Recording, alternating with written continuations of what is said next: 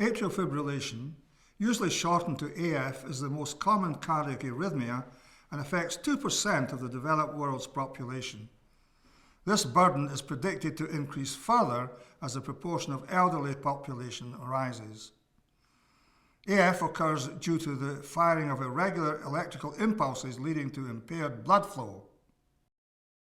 An individual with AF is 5 times more at risk of a stroke and 3 times more at risk of developing congestive heart failure than someone without AF. Furthermore, AF-related strokes are often more serious and disabling than non-AF-related strokes. Therefore, stroke prevention in patients with AF is of critical importance. Effective anticoagulation reduces the risk of stroke.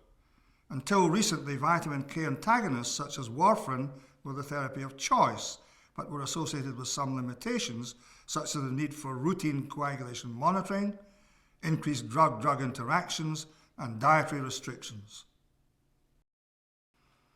Guidelines in the EU and the US now recommend the use of novel direct oral anticoagulants such as Rivaroxaban, apixaban, dabigatran, and edoxaban in preference to vitamin K antagonists for stroke reduction in patients with AF. This review focuses on the direct factor X inhibitor Rivaroxaban.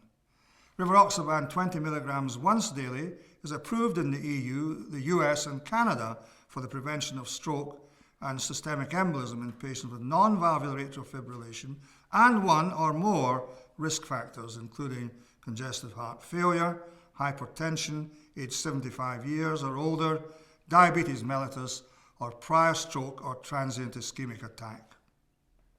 The approval of Rivaroxaban in this indication was based on the results of the phase 3 ROCKET AF trial, in which Rivaroxaban was found to be non-inferior to warfarin for stroke reduction, with a similar risk of major and clinically relevant non-major bleeding, and a reduction in the risks of intracranial hemorrhage and fatal bleeding.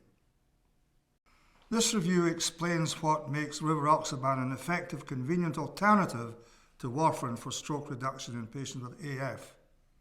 I discussed Rivaroxaban's predictable pharmacokinetic and pharmacodynamic profiles, the oral once-daily dosing regimen, practical considerations for its clinical use such as dose reductions in high-risk patients including those with renal impairment, switching between anticoagulant therapies, management of major bleeding and measurement of Rivaroxaban exposure.